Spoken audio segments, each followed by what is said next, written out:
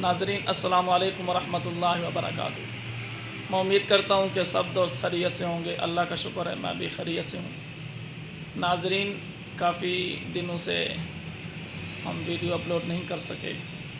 رمضان المبارک کا مہینہ تھا، جس کی وجہ سے ذرا مصروف تھے۔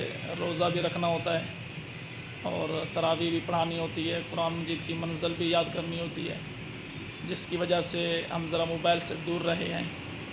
تو ناظرین رمضان المبارک کا مہینہ برکت فضیلت والا مہینہ ہے۔ اس مہینے میں جو بندہ نفل ادا کرتا ہے اس کا مقام، اس نفل کا ثواب اجر جو ہے وہ فرضوں کے برابر ہو جاتا ہے، اور جو ایک فرض ادا کرتا ہے اس کا ثواب 70 فرضوں کے برابر ہوتا ہے۔ تو ناظرین ایک حدیث آپ کے سامنے رکھتا ہوں کہ نبی اکرم صلی اللہ علیہ وسلم کا پاک ارشاد ہے کہ 2 چیزیں ایسی ہیں جو بندے کے لیے شفاعت کرتی رہتی ہیں۔ وہ 2 چیزیں کون سی ہیں؟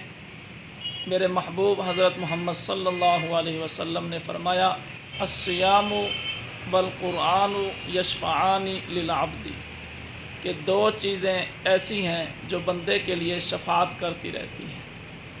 پہلی چیز روزہ اور دوسری چیز قرآن۔ یہ 2 چیزیں ہیں جو بندے کے لیے شفاعت کرتی رہتی ہیں۔ روزہ کہے گا یا اللہ کہ میں نے اس کو کھانے پینے سے روکے رکھا، آج میری شفاعت قبول کیجئے، تو اللہ تبارک و تعالی اس کی شفاعت قبول کریں گے۔ اور دوسری چیز قرآن ہے۔ قرآن کل قیامت کے دن کہے گا یا اللہ میں نے اس کو راتوں کو سونے سے نیند کرنے سے روکے رکھا، یا اللہ میری شفاعت قبول کیجیے۔ تو ان دونوں کی شفاعت قبول کی جائے گی۔ لہذا ناظرین ہم روزے بھی پورے اہتمام کے ساتھ رکھیں اور رمضان المبارک کے پورے روزے رکھیں، اور رمضان المبارک کے اندر اور غیر رمضان کے اندر قرآن مجید کی تلاوت کثرت سے کریں۔ ناظرین اگر ہماری ویڈیو آپ کو اچھی لگی ہے لائک کرو، شیئر کرو۔ اگر آپ ہمارے چینل پر نیو ہو تو ہمارے چینل کو سبسکرائب کرو۔